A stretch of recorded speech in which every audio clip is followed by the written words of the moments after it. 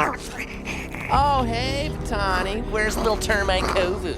I never questioned Vitani's place in Zira's family until adulthood, when The Lion King 2 revealed something I'd missed. Vitani looks nothing like her brothers or mother. Her blue eyes, lighter coat, and different build sparked a mystery that completely changed how I view the entire Lion King universe. After comparing scenes, freeze-framing moments, and studying the character designs, I'm convinced Disney was subtly telling us something important through Vitani's appearance. Today, I'm sharing everything I've discovered about this mysterious character who might not be who we thought she was. If you've ever felt like an outsider or wondered about your own origins, Vitani's possible story might resonate with you in ways you never expected. Have you ever noticed how Vitani looks completely different from her brothers in The Lion King 2? Because when we look at her closely, her appearance raises so many questions about who she really is. It's one of those details that once you see it, you can't unsee it, and it makes us wonder if there's something more to her story than what Disney actually tells us. When we examine Vitani side by side with her supposed brothers Nuka and Kovu, the differences are striking. She has bright, piercing blue eyes that stand out dramatically, while Nuka has reddish eyes and Kovu has green eyes. Her fur is a much lighter tan color, almost golden in some scenes compared to the darker brown coats both her brothers have. These aren't just small differences, they're major distinguishing features that set her apart like an odd brushstroke in a maestro's portrait. In real lion pride, siblings typically share physical traits, especially eye color and coat pattern. Lions in the same family line inherit similar colorations from their parents, but Vitani appears to come from a completely different gene pool than Nuka and Kovu, suggesting they might not share the same parents at all. Beyond her striking physical attributes, Vitani's head shape is more rounded and her build is smaller and more agile compared to Nuka's lankiness or Kovu's bulkiness. Nuka has this scraggly thin appearance, while Kovu is built strong and powerful, yet there's Vitani with her compact athletic build and softer facial features that don't match either brother or even Zira herself. Her personality differs dramatically as well. She's level-headed and tactical, while Nuka is neurotic and constantly seeking approval, and Kovu initially aggressive, then becomes gentle after meeting Kiara. She knows exactly who she is and what she wants, which sets her apart psychologically too. What's more revealing is how Zira often positions Vitani slightly apart from her brothers or gives her different tasks. In the scene where Zira lays out her plans, Vitani stands just a bit separated from the group. During their first confrontation with Simba, her body language and positioning creates this subtle visual disconnection from the rest of her family. The most telling difference though is Vitani's blue eye, extremely rare in lions and possibly indicating she comes from a completely different bloodline. In the entire Lion King universe, she's the only lion with this distinctive eye color, which strongly suggests she has a different genetic background than the others. This blue-eyed anomaly goes even deeper when we realize that lion cubs are sometimes born with blue eyes, but they always change to amber or brown as they mature, except Vitani's never changed. If the animators were following natural lion biology, her eyes should have darkened with age, but they deliberately kept them bright blue, which breaks all the rules of lion genetics, unless there's something about her parentage we haven't been told. In the wild, 100% of adult lions develop amber or brown eyes as melanin fills their irises during maturation. Vitani stands as the only adult lion in the entire franchise with sapphire blue eyes that sparkle against the dusty Outlands backdrop. The animators maintained this impossible feature throughout her development as a deliberate clue pointing towards something significant about her origin. When we scan through every frame featuring lions in the Pride Lands, from major characters to background Pride members, not a single one shares Vitani's eye color. Sarabi has amber eyes, Mufasa's are reddish amber, Simba's are a warm brown, and Nala's are a distinctive teal green. Even the hyenas and other creatures have species-appropriate eye color. Disney's meticulous attention to detail means they wouldn't assign such a unique trait without purpose, especially one that contradicts actual lion biology. Throughout Disney's animated history, characters with unusually colored eyes often represent something magical, royal, or extraordinary. Vitani's eyes are like rare gemstones that defy the norms of nature. Their brilliant blue color practically screams important backstory here. In that dramatic confrontation scene where she challenges Kovu's loyalty, her eyes catch the moonlight and glow with an almost almost supernatural quality compared to the muted eye colors of other characters. The animators frequently position her where light catches her eyes, creating a noticeable gleam that draws viewer attention. These lighting choices feel intentional, almost as if the animation team is subtly directing us to pay special attention to this feature. The genetics behind eye color make Vitani's case even more suspicious. For her to possess such a rare trait, at least one parent would need to carry the genetic marker for blue eyes. But Zira's eyes are a fiery red-orange, and if we assume Scar was her father, his green eyes don't provide the genetic source either. No combination of these parents could produce a blue-eyed offspring according to basic inheritance principle. What's particularly fascinating is that among all the lions in the original film, only Mufasa had notably distinctive eyes, that unusual reddish-amber shade that set him apart as the powerful king. Could Vitani's even more striking eye color be pointing toward a connection to an unseen royal line or character we've never been introduced to? Those distinctive eyes aren't the only thing setting Vitani apart from her supposed family. Have you ever noticed how her fur color is completely different from every other Outlander? While Zira, Nuka, and even pre-transformed Kovu all share those dusty gray-brown tones typical of Scar's followers, Vitani's coat has that unmistakable golden Pride Lands glow that simply doesn't match her supposed heritage. The color palette in Disney films serves as a powerful storytelling tool that instantly communicates who belongs where in the world. Throughout the Lion King universe, lions from the Pride Lands showcase vibrant golden yellow coats, glowing like the first light of dawn across the savannah. Vitani radiates this exact color, standing in stark contrast to the Outlanders whose dull, ashy brown fur blends into their harsh, resource-depleted environment. When Zira rallies her pride for battle, Vitani stands out like a beacon among them. Every other lion blends into that same muddy palette, while she glows with that distinctly Pride Lands coloration. This visual distinction feels intentional, as if the animators planted a visual clue about her true origins for observant viewers to discover. In animation history, characters are color-coded to signal their allegiances, personalities, and background. When an animator breaks an established color pattern, it's deliberate, a visual cue signaling something doesn't fit with the story we're being told. Vitani's golden coat violates the Outlander Pride's color consistency in a way that strongly suggests she wasn't born among them. The timing provides another compelling clue. Vitani would have been born during the most chaotic period in Pride Lands history, when Simba returned to overthrow Scar. Picture the scene: lionesses fighting lionesses, hyenas attacking from all sides, flames engulfing Pride Rock. In this violent transition of power, a tiny cub could easily become separated from her birth pride in the confusion. This tumultuous period marks exactly when Zira and Scar's loyalists were banished from the Pride Lands. Finding an abandoned cub might have seemed like a gift to Zira, another soldier for her revenge plot, or perhaps something more calculated occurred. What if Zira deliberately took a Pride Lands cub during this upheaval, knowing the value of raising one of their own as part of her vengeful army? Most fascinatingly, what if Vitani wasn't just any Pride Lands cub, but one with a direct connection to the royal family? Her uniquely bright coat matches the distinctive golden tone we see in the royal lineage more than any random Pride member. If true, Vitani has been fighting against her own blood relatives without knowing her true heritage, a tragic dimension to her character the films never explicitly explore. That royal connection would explain why Zira's interactions with Vitani feel so calculated and distant compared to her other cubs. But have you noticed how she never calls Vitani my daughter throughout the entire film, while constantly referring to Kovu as my son? What mother consistently makes that distinction unless there's something she's hiding? The evidence of this unusual maternal relationship appears throughout the film in both dialogue and character positioning. Zira lavishes Kovu with prideful attention, personally overseeing every aspect of his training and constantly emphasizing his special connection to Scar. Even with Nuka, her disappointment manifests as emotional cruelty, still a deeply personal, albeit toxic maternal bond. But with Vitani, the relationship lacks that raw emotional quality altogether. During the scene where Zira outlines her master plan, she specifically tells everyone that Scar chose Kovu to follow in his paw prints, establishing his special destiny. Yet she mentions no special purpose or connection to Scar for Vitani. If Vitani were truly her flesh and blood, wouldn't Zira have carved out some meaningful role for her in this grand revenge scheme beyond just being another soldier? The emotional disconnect becomes even more apparent when we see Vitani training herself. Unlike Kovu, who receives Zira's constant supervision, Vitani practices combat skills independently. When she's sparring with other lionesses, Zira is nowhere nearby. This self-sufficiency suggests Vitani had to learn to fend for herself from an early age, perhaps feeling the sting of being treated differently, always on the outside of that special special mother-son bond. Examine every line of dialogue. You won't find a single instance where Zira refers to Vitani with the same possessive pride she uses for my son Kovu. This linguistic choice by the writers couldn't be accidental in such a meticulously crafted script. The relationship between them feels more like a commander and her trusted lieutenant than mother and daughter. When Zira gives orders, Vitani accepts them with a pragmatic efficiency that feels almost transactional. None of the emotional complexity we see in her interactions with her sons. Perhaps most telling is what happens when the pride reaches its breaking point. As Zira descends further into madness during the final confrontation, Vitani is the first to question her judgment and ultimately defect to Simba's side. This rebellion would be almost unthinkable for a biological child raised with Zira's ideology from birth. The ease with which Vitani breaks away suggests a weaker emotional bond, something entirely consistent with an adoptive relationship rather than a biological one. That moment of rebellion against Zira points to something deeper than just a weak mother-daughter bond. What if the reason Vitani could so easily reject Zira's ideology was because the blood of a very different lineage runs through her veins? When we examine her unusual coloration and personality traits alongside the Lion King timeline, several hidden possibilities about her true parentage begin to surface that could change everything we thought we knew about the Pride Lands. Let's consider the first major theory that's been circulating among fans. What if Vitani is actually Nala's sister or half-sister? This would explain not just their similar coat tones, but also Vitani's fierce independence. If you look closely at how Vitani approaches problems with determination and tactical thinking, it mirrors the way Nala outsmarts Simba in their childhood games and later tracks him down across the desert. This shared resourcefulness could be a family trait passed down through the same bloodline. The timing also supports this possibility because Vitani would have been born during Scar's reign over Pride Rock when the Pride structure was in chaos. What if Nala's mother Serafina had another daughter during this dark period? This cub could have been separated during Simba's return when battles were raging across the Pride Lands, giving Zira the perfect opportunity to claim an abandoned cub. But there's an even more shocking theory that explains Vitani's unique features. What if she's actually the daughter of Scar and Nala? During Scar's tyrannical rule, he likely forced himself upon lionesses in the Pride. If Nala bore a cub before escaping to find Simba, that child would have been left behind during her journey. Upon Simba's victorious return, a cub with connections to Scar would have been in a precarious position, making it easy for Zira to claim this cub as her own when she was banished to the Outlands. This theory makes even more sense when we consider Vitani's name itself. Unlike the Swahili-inspired names in Scar's inner circle, Vitani has been translated by linguists to mean battle or war in several African languages. What if this name was given by someone other than Zira? Perhaps a mother who knew her daughter would face struggle her entire life. A third compelling theory connects Vitani directly to Mufasa's bloodline. The timeline allows for Mufasa to have had other relatives beyond just Scar. Perhaps another sibling or cousin whose descendant became separated from the main pride. This would explain why Vitani possesses certain royal qualities in her bearing and intelligence without being directly related to either Scar or Simba. Examining Vitani's exceptional combat prowess adds another layer to the mystery. Even without Zira's direct supervision, she developed remarkable fighting abilities that surpass what we see in other lionesses. This natural talent suggests she might have inherited it from powerful ancestors, possibly even from the royal lineage itself. When we also consider that Vitani appears slightly older than Kiara in the film, it confirms she was born during or shortly after Scar's reign, precisely when the pride structure was at its most vulnerable, and cubs could most easily become separated from their birth families. Throughout our journey investigating Vitani's mysterious background, the pieces paint a compelling picture that challenges the official story. Characters in Disney films aren't designed randomly. Every blue-eyed glance, golden fur tone, and interaction between Vitani and Zira whispers of a hidden truth. When you rewatch The Lion King 2, notice how naturally Vitani questions Zira in the final battle. That defiance feels earned because she's always been different. Was she a Pride Lands cub taken during Simba's return? Could she be Nala's firstborn, explaining their similar spirits? Every outsider has a story, and perhaps Vitani's resonates with yours too. Disney left this mystery unsolved, inviting us to look deeper. Share your theories in the comments. Together, we might solve one of the franchise's most fascinating puzzles.